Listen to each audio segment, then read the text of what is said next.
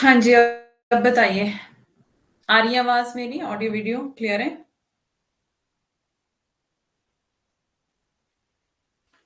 ठीक है सब?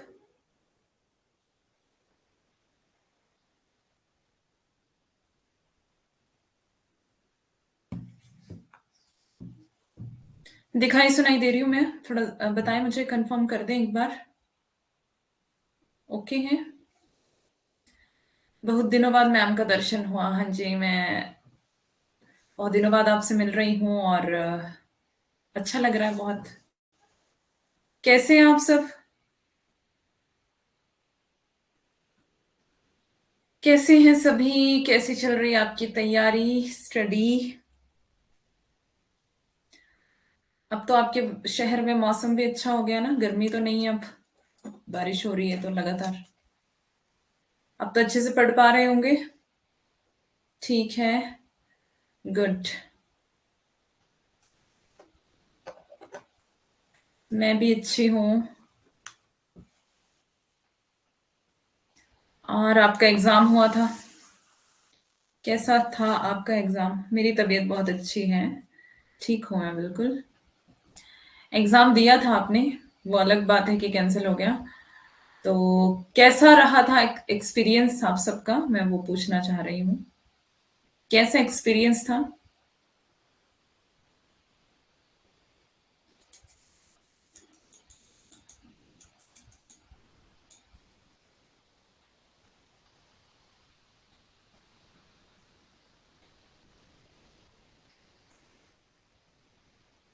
चलिए तो आज हम पेपर करेंगे, प्रीवियस ईयर पेपर।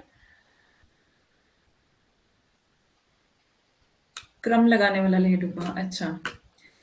तो क्रम लगाने वाला तो आता ही है और इस पर थोड़ा पैटर्न चेंज था, थोड़ा टफ पैटर्न भी था। ये नहीं बनता है, जो चीज़ नहीं बनती उस पे ज़्यादा काम करो, है ना?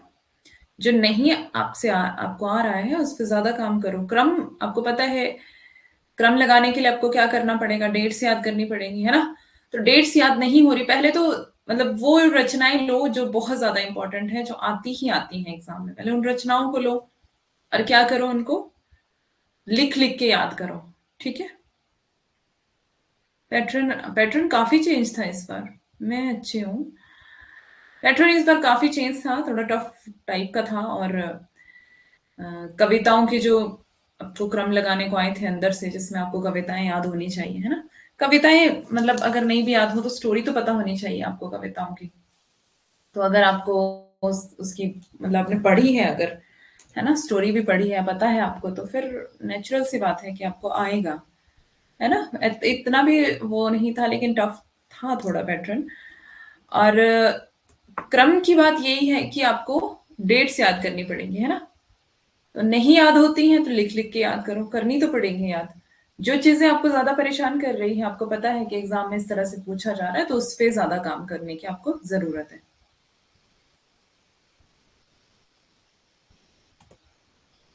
क्या हो रहा है?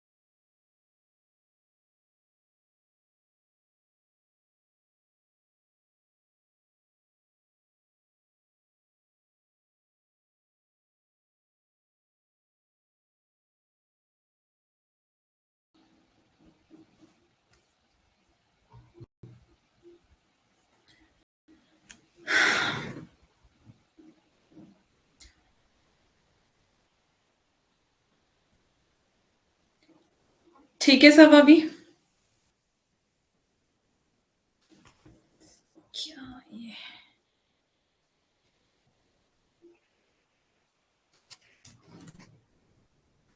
चले अब हम स्टार्ट करते हैं। आपने जो भी अपनी बातें करनी है आप बीच बीच में बोलते रहना, ठीक है? तो स्टार्ट कर लेते हैं, साथ साथ में हम लेट हो गए हैं।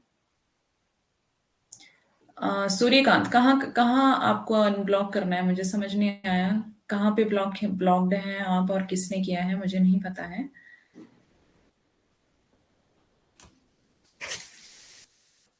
कहाँ पर ब्लॉक हैं आप?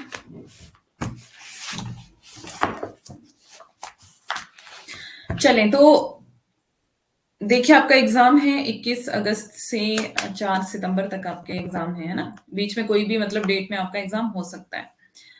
तो आपको अपनी तैयारी, फुल तैयारी रखनी है। कैसे रखनी है आपको तैयारी? पीछे का जो हिंदी ग्रुप में वहां आपका मैसेज नहीं जा रहा है क्या? अच्छा, मैं चेक करूंगी। वैसे ब्लॉक तो आपको किसी ने किया नहीं है, बट हो सकता है कि वहां पे सबके मैसेजेस बंद हों। तो मैं चेक करूंगी, ठीक है? जिसमें क्विज होता है, ओके। तो आपको क्या करना है, जो आपका पेपर हुआ है रिसेंटली, उस पैटर्न पे आपको काम करना है, ठीक है? जैसे यूनिट 2 से आपको पता ज्यादा क्वेश्चन आए थे, उस पे काम करें। कविताओं से आपको पता है कि कविताओं से किस तरह से वो मैचिंग करने के लिए क्वेश्चन आए थे, और क्रम से लगानी थी वो लाइंस जो दी हुई थी, है ना? और इस बार जो पैटर्न था वो ऐसा था कि पहले तो आपको पूछा गया कि पहले आपको रचनाएं दी हैं, फिर पूछा है इन कवियों, किन कवियों की रचनाएं हैं ये, उसके आधार पर आपको क्या करना है।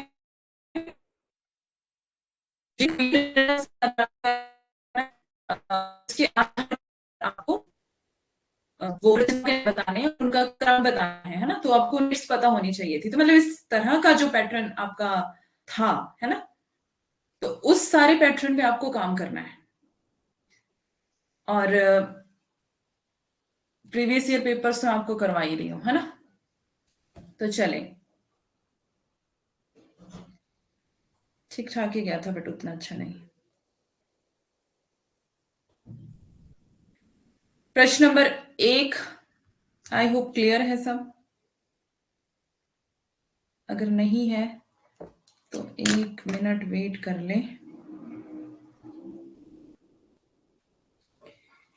आज मौसम खराब होने की वजह से ना थोड़ी सी दिक्कत आ रही है। तो नो इंटरनेट कनेक्टिविटी दिखा रहा है। श्रद्धा, एक बार लेफ्ट करके दोबारा से आ पाओ, ठीक है? अब मुझे बताओ, आपको क्लियर दिख रहा है सबको स्क्रीन पे?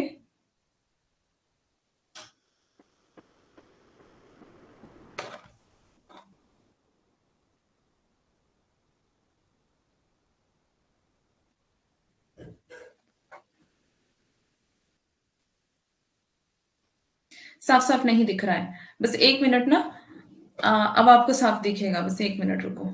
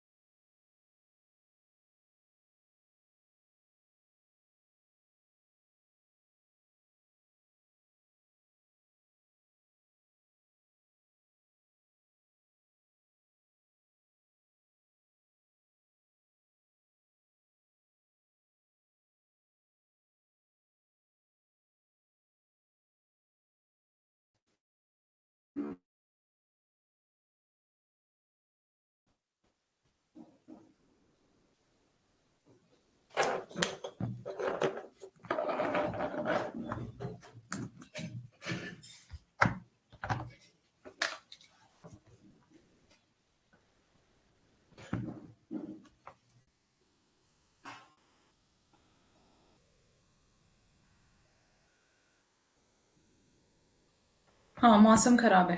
चलो मैं अब बोल रही हूँ क्वेश्चन, ठीक है? तो सुनना। वैसे थोड़ा सा ठीक ही दिख रहा है।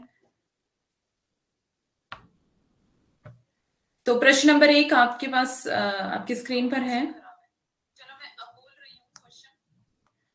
अभ्यंतर प्रयत्न के अनुसार वर्णों के भेद हैं। देखो आज थोड़ी इंटरनेट प्रॉब्लम आ रही है, तो मैं कल वाली क्लास में आपको जो रिसेंटली एग्जाम हुआ है उसको सॉल्व करवाऊंगी, ठीक है। और उस पैटर्न पे हम काम भी करेंगे साथ साथ में, ठीक है। तो आपकी डेली अब क्लास होगी, तो क्लास के लिए आपको रोज 8 बजे आना है, ठीक है। तो हम प्रीवियस ईयर पेपर सारे उसमें सॉल्व करेंगे, बाकी जो नया पैटर्न है उस पर भी हम काम करेंगे, ठीक है। तो अभी हम चलते हैं, प्रश्न नंबर 1 के लिए आपको जवाब देना है। अभ्यंतर प्रयत्न के अनुसार वर्णों के भेद बताने आपको कितने हैं।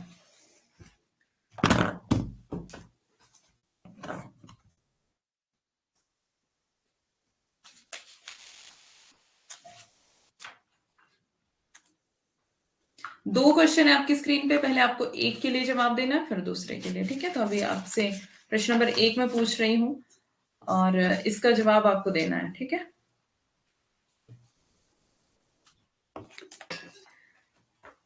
क्या है इसका आंसर?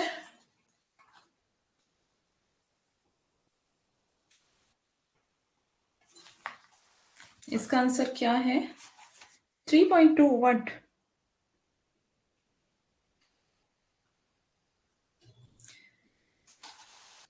इसका आंसर है बी, यानी कि 4, ठीक है।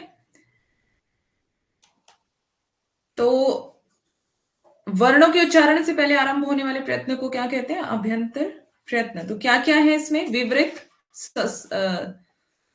स्पृष्ट, स्पृष्ट और ईषद विवृत, ठीक है।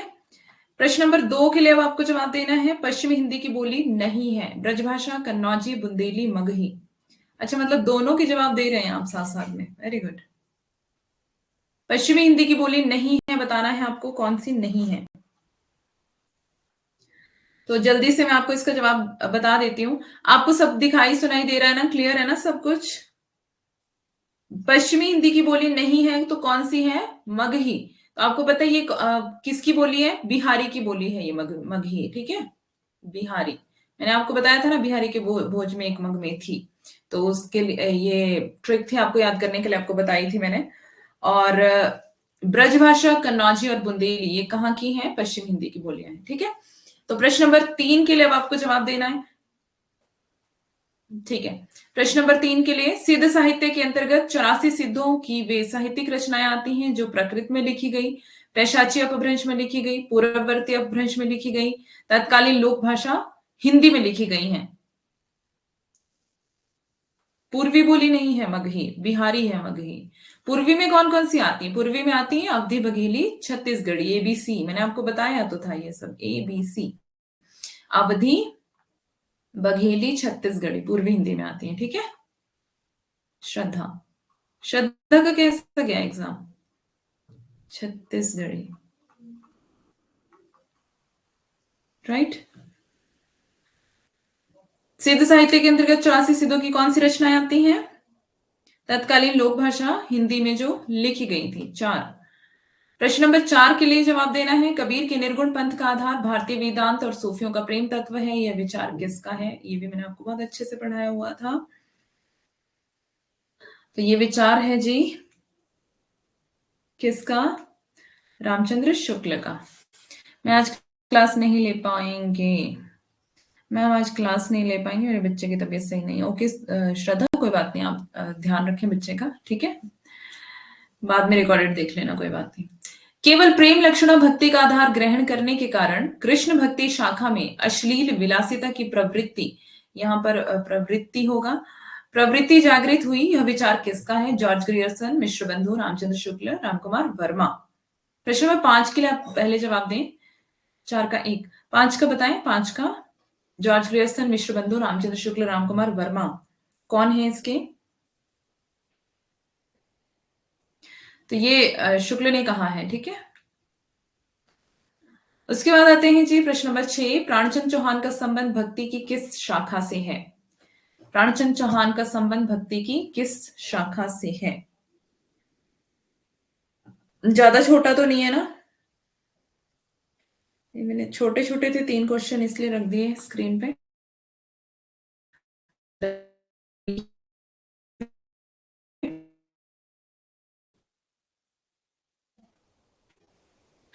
संबंध किससे है?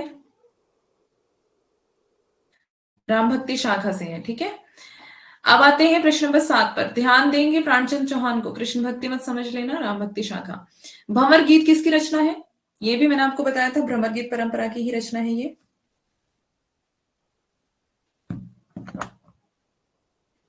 वीडियो रुक रही है क्या बीच में?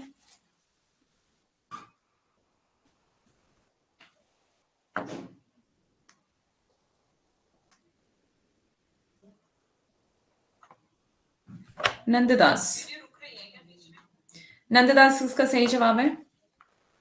प्रश्न नंबर 8, राजनीतिक रूप से रीतिकाल मुगलों के शासन के वैभव के चरमोत्कर्ष का युग है, उत्थान का युग है, विस्तार का युग है, चरमोत्कर्ष के बाद उत्तरोत्तर ह्रास और पतन का युग है। इनमें से कौन सा जवाब सही है हमको बताना है।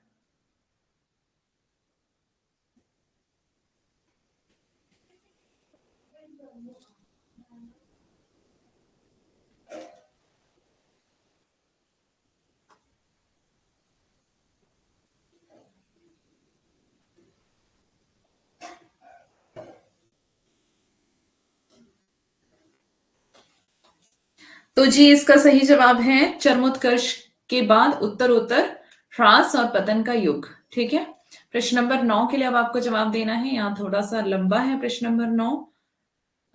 नो इंटरनेट कनेक्टिविटी दिखा रहा है, एक बार लेफ्ट करके ज्वाइन कर लें। मौसम खराब है, मौसम की वजह से दिक्कत आ रही है, तो आप लेफ्ट करके ज्वाइन करें। कवि ठाकुर ने किस राजा के कटु वचन कहने पर म्यान से तलवार निकाल ली और कहा, सेवक सिपाही हम उन राजपूतन के दान युद्ध जुरिबे में नेकु जेना मुरुखे नीत देन वारे हैं मही के महिपालन को हिये के विरुद्ध है सनेही सांचे उर के ठाकुर कहत हम बैरी बेवकूफन के जालिम दामाद हैं अदानी या ससुर के चोजिन के चोजी महाराज मौजिन के महाराज चोजिन के चोजी महा मौजिन के महाराज हम कविराज हैं पहचाकर चतुर के। ठीक है, कवि ठाकुर की पंक्तियां हैं ये सारी, और ये वाली जो पंक्तियां हैं बहुत बार एग्जाम में पूछी गई हैं। ठीक है, अनूप गिरी उर्फ हिम्मत बहादुर सिंह, वेरी गुड। चले प्रश्न नंबर 10, निम्नलिखित में से कौन सी रचना ठाकुर जगमोहन सिंह की नहीं है? प्रश्न ध्यान से पढ़ना है, हाँ नहीं क्या पूछा गया है वो आपको उस हिसाब से जवाब देना है। निम्नलिखित में से कौन सी रचना ठाकुर जगमोहन सिंह की नहीं है? प्रेम संपत्ति लता, संपत्ति कला लिखा है यहाँ पे, संपत्ति लता। ठीक है, श्यामा लता, श्यामा सरोजनी और प्रेम प्रलाप।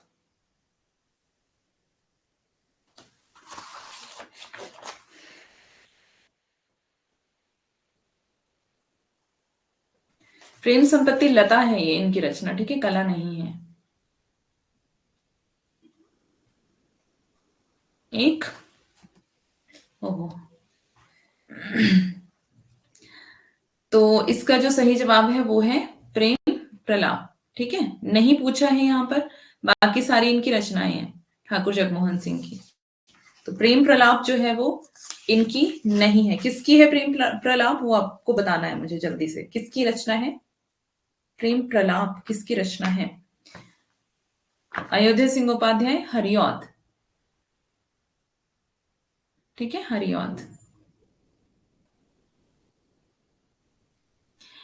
बगियान बसंत बसेरो कियो बसिए ते ही त्यागी तपाइए ना दिन काम कुतूहल के जो बने तीन बीच वियोग बुलाइए ना। उपयुक्त पंक्तियां, उपयुक्त पंक्तियों के रचनाकार कौन है वो आपको बताना है। प्रताप नारायण मिश्र, बद्री नारायण चौधरी, प्रेमघन, ठाकुर जगमोहन सिंह, भारतेंदु हरिश्चंद्र। सॉरी, तो ये बताएं।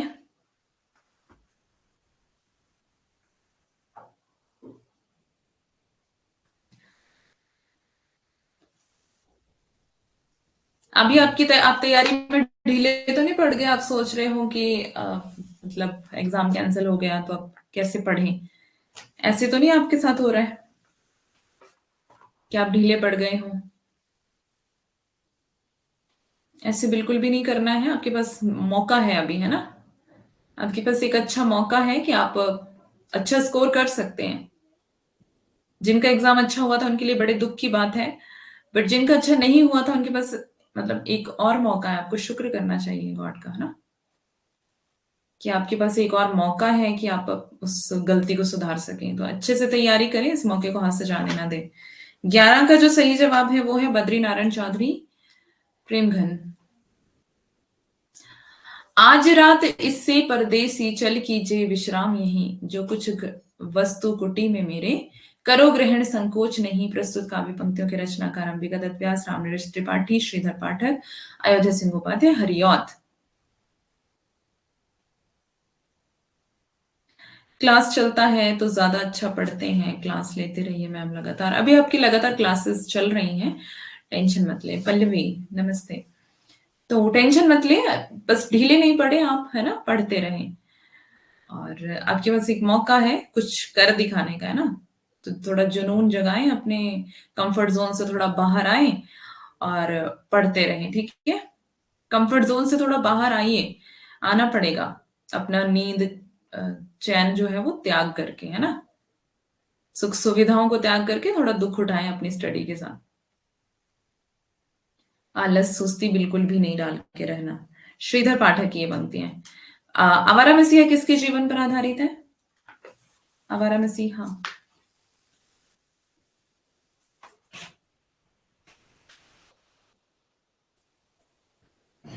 लगातार आप अब आपकी क्लासेस चलेंगी रोज 8 बजे शाम को, ठीक है? शाम 8 बजे डेली आपकी क्लासेस होंगी, प्रतिदिन। अभी संडे तक तो है फिलहाल, उसके बाद कैसे होगा मुझे इसकी जानकारी नहीं है। आवारा मसीहा किसके जीवन पर है? विष्णु प्रभाकर। सवाल ये पूछा है आपको, सवाल ध्यान से पढ़ें।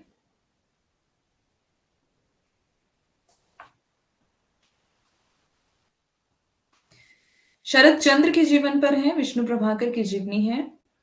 कितना समय लगा था इसको लिखने में, बताइए?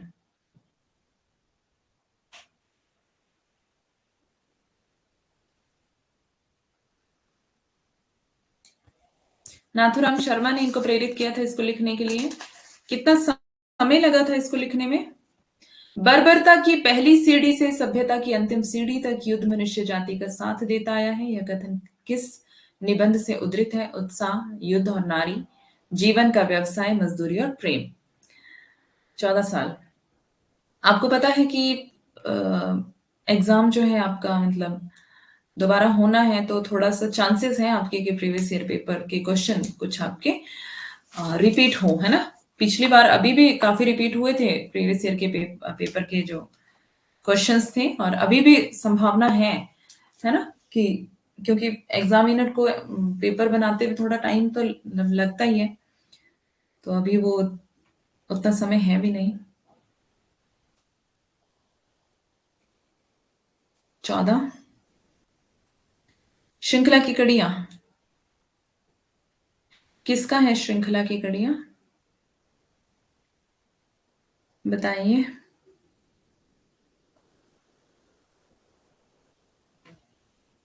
युद्ध और नारी इसका सही जवाब। 15, प्रश्न नंबर 15। निम्नलिखित में से किस कहानी में अति व्यस्त कामकाजी आदमी की असंतुष्ट पत्नी को विषय वस्तु बनाया गया है? ग्रामोफोन का रिकॉर्ड, नीलम देश की राजकन्या, बाहुबली और दृष्टि दोष। महादेवी। गुड। महादेवी वर्मा का क्या है श्रृंखला की कड़ियां? निबंध है, निबंध संग्रह है, रेखा चित्र है, संस्मरण है, क्या है बताएं?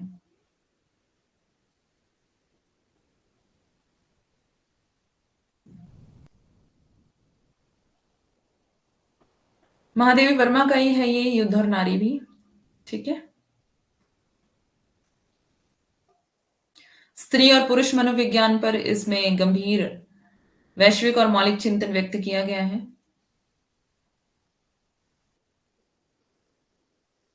निबंध।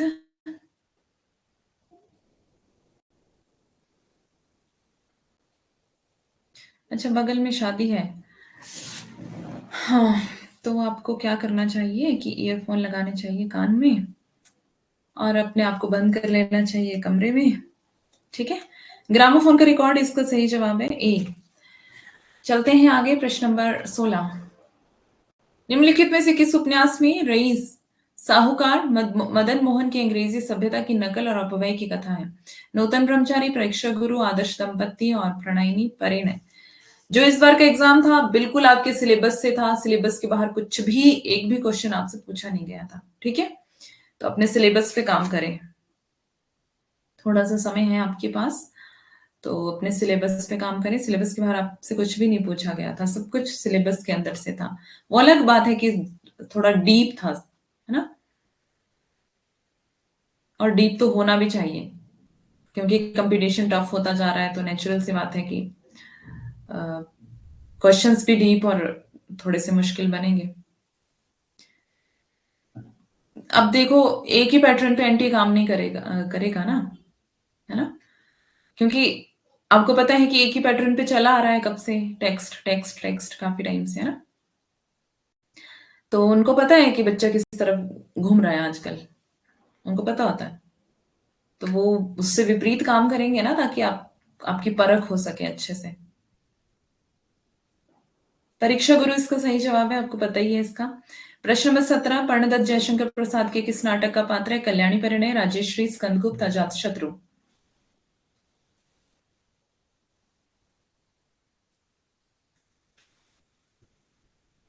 पर्णदत्त 17 का 3, सुरुचि।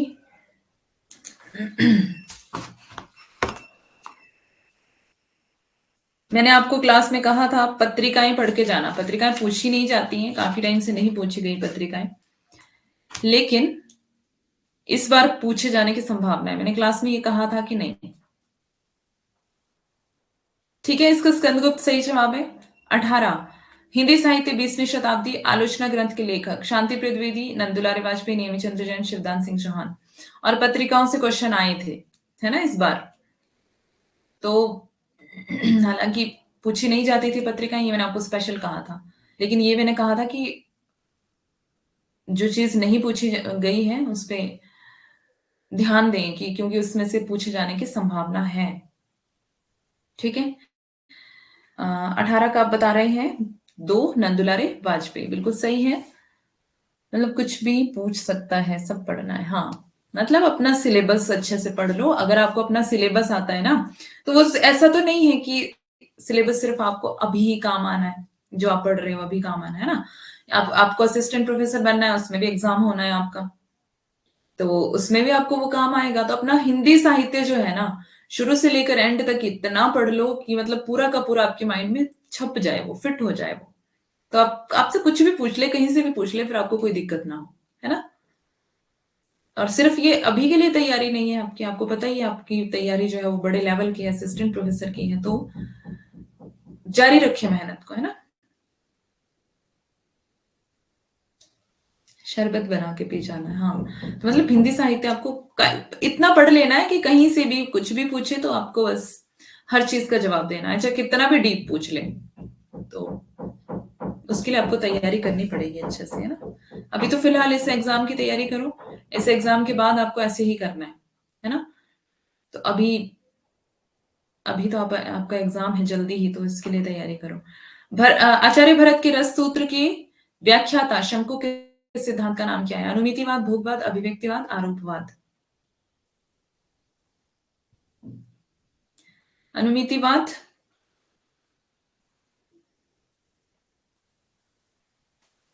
प्रश्न नंबर 20, निम्नलिखित में से कौन सी पुस्तक आई रिचर्ड्स द्वारा लिखित नहीं है? ये वाला सवाल देखो पूछा गया था ना इस बार, है ना। सेम ऑप्शंस आपको आए थे, सेम तो नहीं थे, मतलब कुछ डिफरेंट था, एक दो ऑप्शन। तो प्रीवियस ईयर के क्वेश्चंस भी काफी रिपीट थे इस बार, और अभी भी आने की संभावना है। प्रीवियस ईयर पेपर्स मैं आपको करवा ही रही हूँ, और जो इस बार अभी आपका एग्जाम हुआ है रिसेंटली, वो हम कल की क्लास में करेंगे उसको। एक्चुअली मैंने उसके ऊपर एक वीडियो बनाई थी, वो अपलोड नहीं हो पाई। मैंने पूरा पेपर उसमें सॉल्व करके आपको दिया था, लेकिन अपलोड नहीं हुई वो वीडियो, तो हम कल की क्लास में उसको डिस्कस कर लेंगे, ठीक है। 20 का है जी, बी, मतलब 2 notes towards the definition of culture. ये यहाँ पूछा गया है नहीं, लिखित नहीं है रिचर्ड्स के द्वारा, है ना? ठीक है।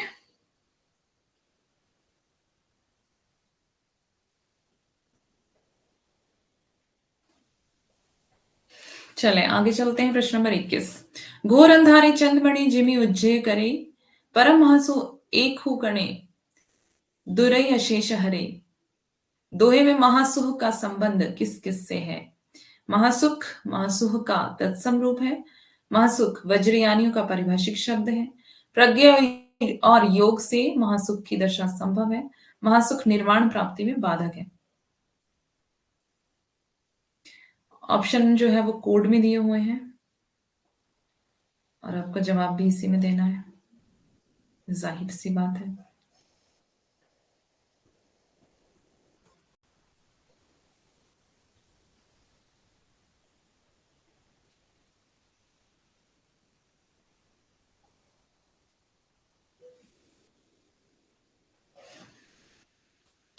इसका जवाब है सी। सी, ए, बी और सी, ये वाला, ये वाला और ये वाला, यानी कि ये तीनों ऑप्शन जो है आपके सही है। ठीक है। महासुख जो है वो निर्वाण प्राप्ति में बाधक नहीं है। ठीक है, इसको आपको पता ही होना चाहिए कि बाधक नहीं है महासुख। ठीक है। गोरख जगाए जो भगति भगाए लोग, इन पंक्तियों में तुलसी का अभिप्राय क्या है? नाथ पंथ का हठयोग मार्ग हृदय पक्ष शून्य है, जनता हठयोग को पसंद करती थी। योगियों की रहस्य भरी वाणियों से जनता की भक्ति भावना दब गई थी। जनता भक्ति मार्ग से विमुख हो गई थी। तो गोरख जगाए जो भगति भगाए लोग, तुलसी क्या कहना चाहते हैं इसमें? कोड में आपको आंसर देना है। तो देख लें, पढ़ लें क्वेश्चन, थोड़ा सा समय दे रही हूं आपको, मतलब कोड मैच कर लें जल्दी से। कोड मैच करने वाले प्रश्न आपको आए थे इस बार बहुत, है ना?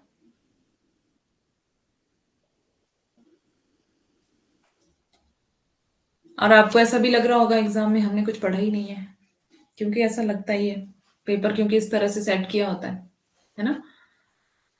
और सब कुछ पढ़े में से आया था, सब कुछ आपके सिलेबस में से आया था, कुछ भी बाहर से नहीं था। बस वो पेपर इस तरह से बना होता है, पैटर्न इस तरह से होता है कि ऐसा लगता है कि नहीं, हमने ही पढ़ा ही नहीं है कुछ भी। खाना बना रही इसलिए कमेंट नहीं हो रहा, कोई बात नहीं पल्लवी, खाना भी बनाना जरूरी है जी। सुनते रहें आप, देखते रहें, कोई बात नहीं। 22 का 2, देखते हैं क्या है इसका जवाब। 22 का जो है वो डी आंसर सही है, ए और सी। अब कैसे ए और सी है सही, मैं ये आपको बता देती हूँ। नाथपंथ का हठयोग मार्ग हृदय पक्ष शून्य है, यह मैंने आपको बताया ही था, मतलब शुक्ल से हमने पढ़ा था ये। जनता हठयोग को पसंद करती थी, ऐसा नहीं था बिल्कुल भी।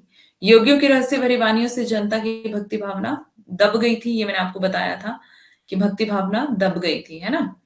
गोरख, पहले तो इन पंक्तियों का हम मीनिंग समझे। गोरख जगाया जो भगति भगाया लोग, मतलब तुलसी तुलसीदास कह रहे हैं कि गोरख ने ऐसा जोग जगाया कि लोगों के अंदर से भक्ति भावना भाग गई, भक्ति भाग गई। मैंने आपको ये बहुत अच्छे से करवाया था ये वाला क्वेश्चन, कि लोगों के अंदर से क्या हो गई, भक्ति भावना जो है वो दब गई या फिर भक्ति भाग गई, दोनों एक ही बात है ना?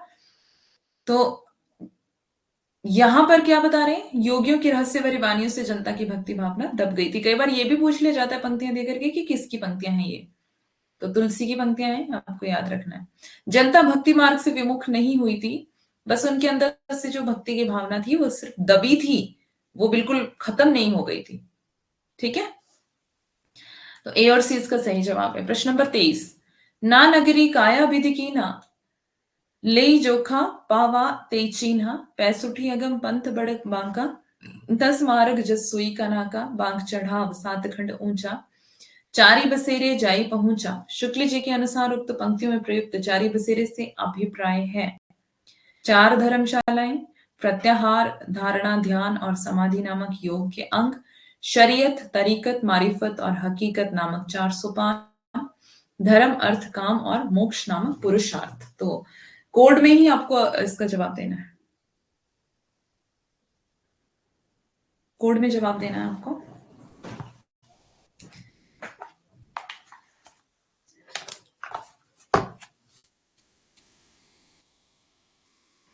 आपका जो समय मिला है आपको, है ना, इसके लिए आपको शुक्रगुजार होना चाहिए और इस समय का फायदा उठाना चाहिए, है ना।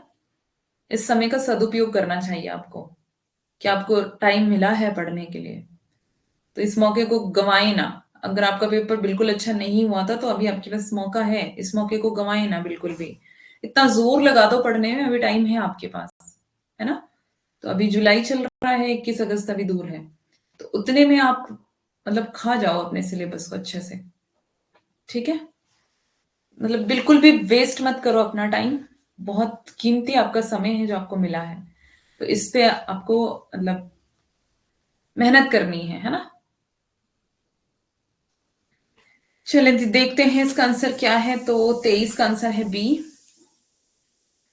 बी और सी, यानी कि प्रत्याहार, धारणा, ध्यान और समाधि नामक योग के अंग, और शरीयत, तरीकत, मारिफत और हकीकत, ये 4 सोपान आते हैं सूफियों के, ठीक है। शरीयत, तरीकत, मारिफत, हकीकत, शत, शतहम, इसको, इसका जो सीक्वेंस है वो क्या है, शतहम। अगर आपको सीक्वेंस लगाने को आए ना इसका, इसमें तो आगे पीछे दिया है ना, तो मारिफत जो है वो लास्ट में होगा, ठीक है। शत, शत यानी कि शरीयत पहले होगा, पहले नंबर पर। त से तरीकत तो दूसरे नंबर पे आएगा। ह से हकीकत तीसरे नंबर पे आएगा। म से मारिफत चौथे नंबर पे आएगा, ठीक है। अगर आपको इसको सीक्वेंस लगाने को आ जाए एग्जाम में, तो आपको इस तरह से शतहम याद रखना है ना। शतहम याद रखना है और इसको सही करके आना है। चले, जाकी कुटुंब सब ढोर ढोवत फिरही अजहु, बनारसी आसपास आचार सहित विप्र करही दंडौती, तीन तने रविदास दासानुदासा, इन काव्य पंक्तियों में किन भावों की अभिव्यंजना हुई है। लोक व्यवहार, वर्ण व्यवस्था, विनय और गर्भोक्ति। ये मैंने आपको करवाया हुआ है पहले क्वेश्चन, आई होप आपको याद होगा। कोड मैच करने हैं, जल्दी से जवाब दें 24 के लिए।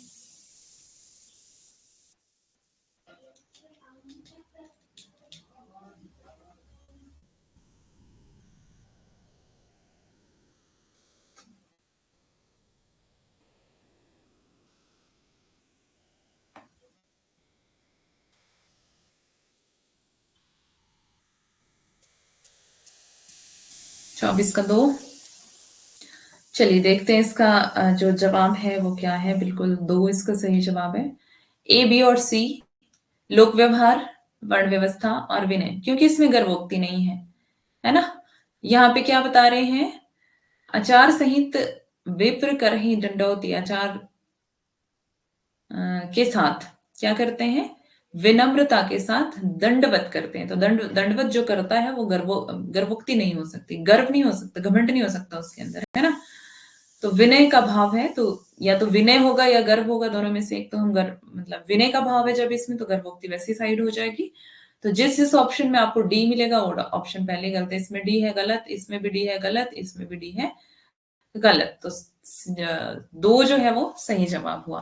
प्रश्न नंबर 25, झूठो है झूठो सदा जगु, संत कहंत जे अंतु लहा है, ताको सहे सठ, संकट कोटिक काढ़त दंत करंत हहा है, जान पनी को गुमान बड़ो, तुलसी के विचार गंवार महा है, जान की जीवनु जान न जान्यो, तो जान कहावत जान्यो कहाँ है। तीसरी पंक्ति में तुलसीदास क्या कहना चाहते हैं, तीसरी पंक्ति कौन सी है, ये वाली, जान पनी को गुमान बड़ो, तुलसी के विचार गंवार महा है। तीसरी पंक्ति में क्या कहना चाहते हैं, उन्हें अपने ज्ञानी पने का बहुत अभिमान है, वे स्वयं महागंवार हैं, संसार को झूठा कहने वाले महागंवार हैं, जानकी के जीवन से अनभिज्ञ लोग गंवार हैं। कोड दिए हुए हैं, कोड मैच करना है।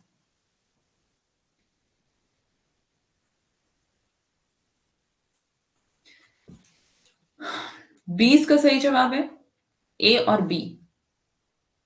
उन्हें अपने ज्ञानीपने पर बहुत अभिमान है और वे स्वयं महा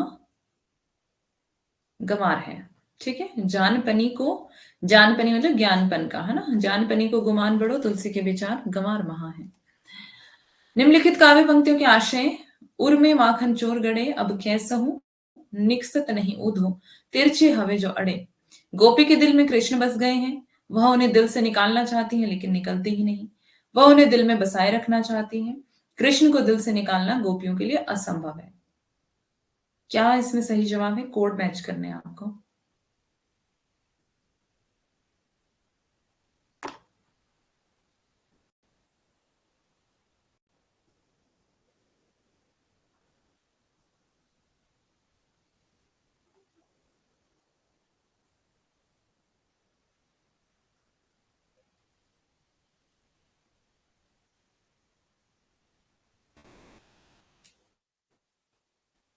26 का सही जवाब है ए बी और डी। अब इसमें क्या है? उर में माखन चोर गड़े। उर क्या होता है? हृदय। माखन चोर किसके लिए कहा गया है? कृष्ण के लिए। ठीक है। और बात किसकी हो रही है यहाँ? गोपियों की। अब कैसा हूं निकसत नहीं उधो, मतलब क्या करूं मैं? निकल नहीं रहे। उद्धव को कह रही हैं गोपी। तिरछे हवे जो गड़े, मतलब तिरछे गड़े हुए हैं कृष्ण हृदय में, निकल ही नहीं रहे हैं। पहले तो हमें क्या करना है? पंक्तियों का पहले अर्थ समझना है हमें कि क्या अर्थ है इसका। जब हमें अर्थ समझ में आ जाएगा फिर हम अपने आप ही ऑप्शंस को एलिमिनेट कर पाएंगे, है ना। तो गोपी के दिल में क्या है? कृष्ण बसे हुए हैं। ठीक है, बिल्कुल सही है। उर्मे माखन चोर गड़े, तो कृष्ण गड़े हुए हैं, बसे हुए हैं की बात है। वह उन्हें दिल से निकालना चाहती है लेकिन निकलते ही नहीं है। तो क्या बोल रही है? अब कैसा हूं निकसत नहीं उधो, मतलब कैसे निकालू, निकल नहीं रहे हैं, उद्धव को कह रही हैं। तिरछे हवे जो गड़े, क्योंकि तिरछे गड़े हैं इसलिए नहीं निकल रहे हैं, तो बिल्कुल सही है। वह उन्हें दिल में बसाए रखना चाहती है। दिल में बसाए रखना चाहती है या वो उन्हें निकालना चाहती है, इन दोनों में से तो एक ही बात होगी।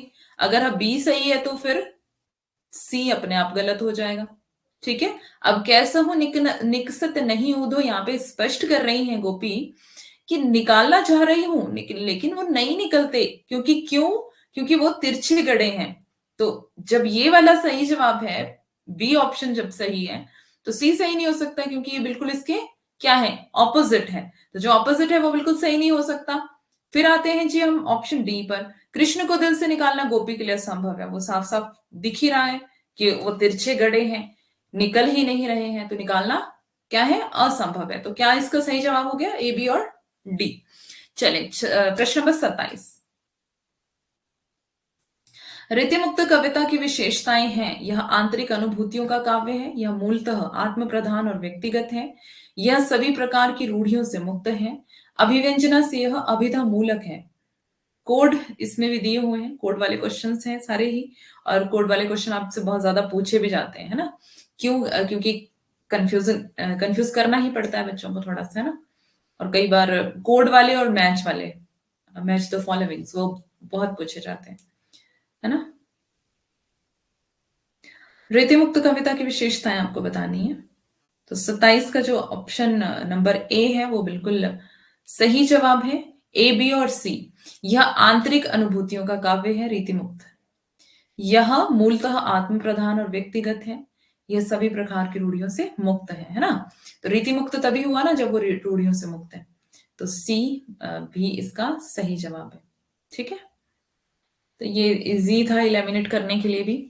चले, किंसुक पुंज से फूली रहे सुलगी उर्दो जो वियोग तिहारे, मातो फिरे न घिरे अबलानी पे, जान मनोजियो डारत मारे हवे अभिलाषनी, पात निपात कढ़े ही असूल उसांसनी डारे, है पतझार बसंत दुहु घन आनंद एक ही बार हमारे। इन पंक्तियों में अभाव अभिव्यंजना के कौन कौन से रूप व्यक्त हुए हैं? उक्ति वैचित्र्य, उक्ति चमत्कार, उक्ति विपर्यय, उक्ति सादृश्यता। प्रश्न नंबर 28।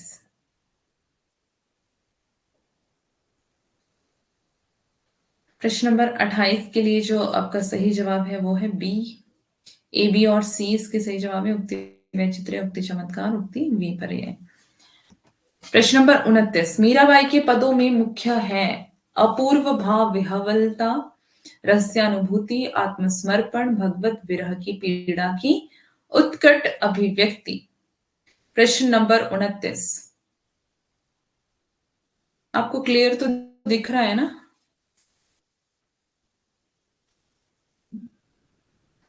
वैसे ज्यादा छोटा तो नहीं है, अगर फिर भी दिक्कत आती है तो आप कमेंट ऑफ करके देख लिया करें पूरी स्क्रीन पर, है ना। वैसे तो ठीक ही है। 29। 29 का जवाब है बी। बी बोले तो ए, सी और डी। अपूर्व भाव विह्वलता, सी आत्मसमर्पण और डी भगवत विरह की पीड़ा की उत्कट अभिव्यक्ति। प्रश्न नंबर 30, खड़ी बोली शब्द का प्रयोग। साहित्यिक खड़ी बोली साहित्यिक हिंदी खड़ी बोली के अर्थ में होता है। दिल्ली मेरठ के आसपास की लोक बोली के अर्थ में होता है। खड़ी बोली का उद्भव शासन या अपभ्रंश के उत्तरी रूप में हुआ है। खड़ी बोली में लोक साहित्य बिल्कुल नहीं है। तो बताएं प्रश्न नंबर 30 का जवाब।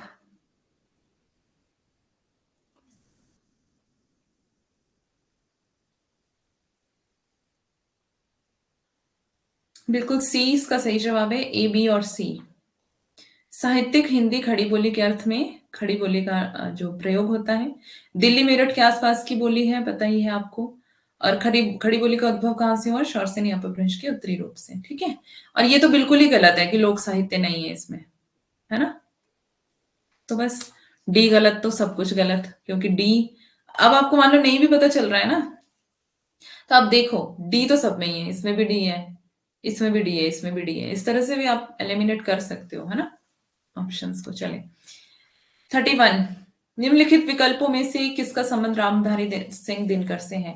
कामाध्यात्म की समस्या, पौराणिक प्रसंग में भारत चीन युद्ध का युगीन संदर्भ, युद्ध दर्शन, सुधारवाद। कोड ही मैच करने हैं इसमें भी आपको, तो बताएं रामधारी सिंह दिनकर से किसका संबंध है? 31 का सही जवाब है बी, ए, बी और सी। कामाध्यात्म की समस्या है इनके काव्य में। उसके बाद पौराणिक प्रसंग में भारत चीन युद्ध का संदर्भ भी है और युद्ध दर्शन भी है। ठीक है, आगे चलते हैं। निम्नलिखित में से किनका संबंध सच्चिदानंद हीरानंद वात्स्यायन अज्ञेय से है? आत्मचेतस, विचार कविता, बावरा अहेरी, जापानी लोक कथा का रचनात्मक उपयोग। बताएं। आसान सवाल है।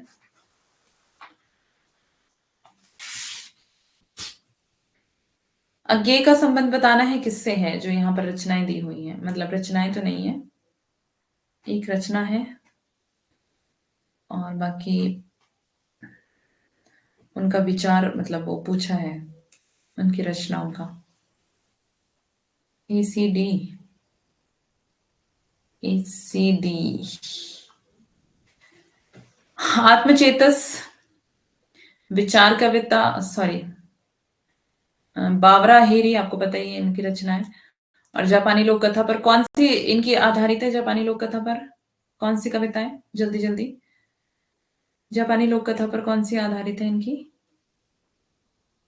असाध्य वीणा,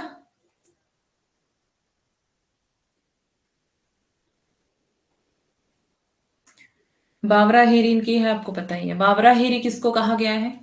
किसको कहा गया है, किसका प्रतीक है? निम्नलिखित में से कौन कौन प्रेमचंद की कहानियों के पात्र हैं? लहना सिंह, पंडित बुद्धिराम, अमीना, सुनंदा। लहना सिंह, पंडित बुद्धिराम, अमीना, सुनंदा। प्रेमचंद की कहानियों के पात्र बताने हैं आपको। जल्दी से प्रश्न नंबर 33। तो 33 का जवाब मैं बता रही हूँ बी। बी और सी। लहना सिंह देखो आपको पता ही है कौन सी का है ये, कौन सी कहानी का है ये पात्र, लहना सिंह। पंडित बुद्धिराम और अमीना, अमीना आपको पता ही है, जो कौन सी कहानी है वो, चिमटे वाली, ईद की, ईद वाली जो कहानी है, ईदगाह, है ना, ये ईदगाह की पात्र है अमीना। और लहना सिंह आपको पता है उसने कहा था कहानी का पात्र है, तो उसने कहा था किसकी है? निम्नलिखित में से प्रेमचंद के उपन्यासों के पात्र बताने हैं आपको। कृष्णचंद्र, सोफिया, हरिप्रसन्न, गजाधर। उसने कहा था, गुड। प्रेमचंद के उपन्यासों के पात्र कृष्णचंद्र, सोफिया, हरिप्रसन्न, गजाधर। 34। 34 का सही जवाब है 34। बुद्धिराम जो है वो अभी पीछे पात्र देखा था हमने, बुद्धिराम बूढ़ी काकी का है ये। बूढ़ी काकी एक कहानी है प्रेमचंद की, बूढ़ी काकी। ठीक है, आपके सिलेबस में नहीं है लेकिन प्रेमचंद आपके सिलेबस में है, इसलिए आपको पता होना चाहिए। अमीना जो है वो ईदगाह कहानी की पात्र है।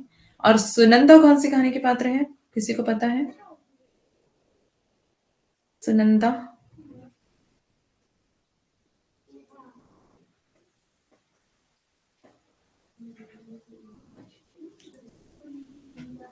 और ये लहना सिंह जो है वो आपको पता ही है, उसने कहा था का पात्र है, उसने कहा था। चले, प्रेमचंद के उपन्यासों के पात्र बताने हैं आपको 34। सी इसका सही जवाब है, ए बी और डी। कृष्णचंद्र, सोफिया और हरिप्रसन्न। ठीक है, गजाधर बाबू किसके पात्र हैं ये? नेटवर्क स्लो चल रहा है, कोई बात नहीं, अभी मौसम खराब है तो फिर प्रॉब्लम है ही, है ना। मुझे भी लग रहा था क्लास चलेगी नहीं, बट शुक्र है क्लास चल रही है। गजाधर बाबू कौन सी कहानी के पात्र हैं, जल्दी बताएं। कृष्णचंद्र, सोफिया और हरिप्रसन्न आपको पता ही है प्रेमचंद के उपन्यासों के पात्र हैं। गजाधर बाबू किसी कहानी के पात्र हैं, वो आपको बताना है कौन सी है। प्रश्न नंबर 35 पे हम चलते हैं। निम्नलिखित में से हजारी प्रसाद द्विवेदी द्वारा रचित निबंध संग्रह आलोक पर्व, माटी हो गई सोना, विचार और वितर्क, कुछ उथले कुछ गहरे। उषा प्रेमवदा, मैंने कहानी कहानी का नाम बताइए। उषा प्रेमवदा सही है। वापसी, गुड, वापसी कहानी। हजारी प्रसाद द्विवेदी द्वारा रचित निबंध संग्रह। अभी मैंने पूछा था श्रृंखला की कड़ियां, श्रृंखला की कड़ियां जो है वो निबंध संग्रह है। ठीक है, आलोक पर्व, माटी हो गई सोना, विचार और वितर्क, कुछ उथले कुछ गहरे। 35, इसका जो सही जवाब है ए है, ए और सी। आलोक पर्व, माटी हो गई सोना। निबंध संग्रह यहाँ पे पूछा है। ठीक है, संग्रह तो ये दोनों है, सॉरी, ए और सी है ना, मैंने बी पे टिक लगा दिया था। ए और सी है। ठीक है, विचार और वितर्क, ये आपको पता है, विचार और वितर्क, आलोक पर्व, इनके 3-4 निबंध संग्रह एक साथ ही आते हैं। चलो, 36, निम्नलिखित में से कौन सी रचनाएं दलित आत्मकथाएं हैं? अपने अपने पिंजरे, मेरी पत्नी और भेड़िया, मुड़ मुड़ कर देखता हूं, गर्दिश के दिन। दलित आत्मकथाएं कौन कौन सी हैं?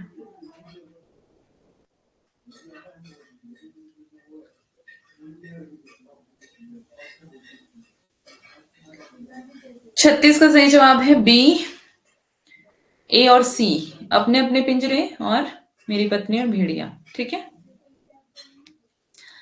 37, निम्नलिखित में से किन लेखकों का संबंध यथार्थवाद से है? Madame Bovary, John Locke, Samuel P Huntington और क्लॉड लेवी स्ट्रास। 37, टाइम भी हो गया है इसलिए मैं थोड़ा सा जल्दी कर लेती हूँ, 40 क्वेश्चंस कर लेते हैं। 37 का जो सही जवाब है वो है एक, ए और बी, जॉन लॉक और मादाम बावेरी। 38, निम्नलिखित में से कौन से नाटक प्रेमचंद द्वारा रचित हैं? डिक्टेटर, संग्राम, बड़े खिलाड़ी, प्रेम की वेदी। 38, 38 का सही जवाब है ए, बी और डी, संग्राम और प्रेम की वेदी। किसके नाटक हैं? प्रेमचंद के। ठीक है, 39, साधारणीकरण के विषय में कौन से कथन सही है? साधारणीकरण रसास्वाद के बाद की प्रक्रिया है, साधारणीकरण आलंबनत्व धर्म का होता है, साधारणीकरण के लिए भोजगत व व्यापार अनिवार्य है, साधारणीकरण के बिना भी रसानुभूति संभव है।